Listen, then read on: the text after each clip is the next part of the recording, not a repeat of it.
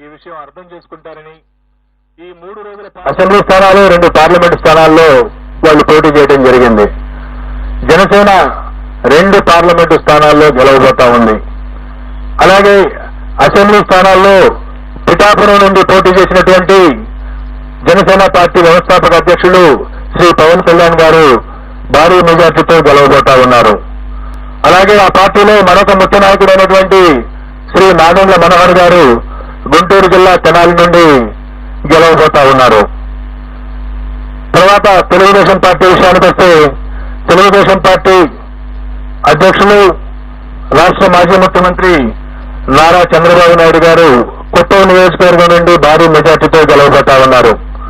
అలాగే వారి తనయుడు మాజీ మంత్రి శ్రీ నారా లోకేష్ మంగళగిరి నుండి గెలవబోతా ఉన్నారు. అలాగే నటులు శ్రీ నందమూరి బాలకృష్ణ గారు హిందూపురం నియోజకవర్గం నుండి మంచి మెజారిటీతో గెలవబోతా ఉన్నారు. ఈ విధంగా ప్రతిపక్ష పార్టీలకు సంబంధించి ముఖ్య నాయకుల విషయాన్ని చూసుకున్న తర్వాత ఆంధ్రప్రదేశ్ అధికారంలో ఉన్నటువంటి వైఎస్ఆర్ కాంగ్రెస్ పార్టీ యొక్క మంత్రివర్గంలో అనేక మంది మంత్రివర్గ సభ్యులు తీవ్రమైనటువంటి పోటీ ఎదుర్కొంటున్నారు.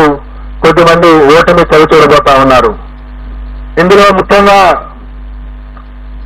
మనం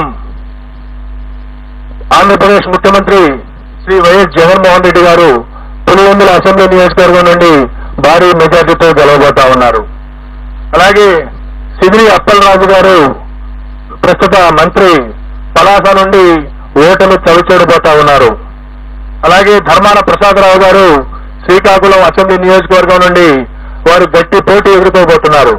నేను ఎక్కడైతే గట్టి పోటీ అని సంబోధిస్తానో అక్కడ మా మార్జిన్ ఆఫ్ ఎర్రర్ ఏదైతే ఉంటుందో +or-3% కు లోబడి ఫలితం ఉండే అవకాశం ఉంటుంది. కాబట్టి +or-3% ఉన్న దగ్గర నేను గట్టి పోటీ అని సంబోధించడం జరుగుతుంది. అలాగే పీడిక రాజన్న దొర సాలూరు అసెంబ్లీ నియోజకవర్గం నుండి గెలుపొందబోతా ఉన్నారు. అలాగే బొత్స సత్యనారాయణ గారు ప్రస్తుత మంత్రి మాజీ పిసిసి అధ్యక్షులు చీపురుపల్లి అసెంబ్లీ నియోజకవర్గం నుండి మంచి మెజారిటీతో గెలుపొందబోతా ఉన్నారు. అలాగే గుడివాడ అమర్నాథ్ గారు రాష్ట్ర ఐటీ శాఖ మంత్రులు గుడివాడ అమర్నాథ్ గారు గతంలో అనకాపల్లి నుండి ప్రాతినిధ్యం వహించారు. ప్రస్తుతం గాజువాక నుండి పోటీ చేస్తున్నారు. వారు ఓటమి చవిచూడబోతా ఉన్నారు. అలాగే పిలిపి విశ్వరూప్ గారు వారు అమలాపురం శాసనసభ నుండి పోటీ చేస్తున్నారు. వారు గెలవబోతా ఉన్నారు. అలాగే కారుమూరి నాగేశ్వరరావు గారు వారు తణుకు నుండి ప్రాతినిధ్యం వహిస్తా ఉన్నారు. వారు రాష్ట్ర మంత్రి. వారు ఓటమి చవిచూడబోతా ఉన్నారు. అలాగే చెల్లిపోయిన వేణుగోపాల్ గారు రాజమండ్రి రూరల్ నుండి ప్రాతినిధ్యం వహిస్తా ఉన్నారు. మంత్రి. వారు కూడా ఓటమి చవిచూడబోతా ఉన్నారు. దాడిశెట్టి రాజా వారు తుని అసెంబ్లీ నియోజకవర్గం నుండి ప్రాతినిధ్యం వహిస్తా ఉన్నారు. వారు గెలవబోతా ఉన్నారు.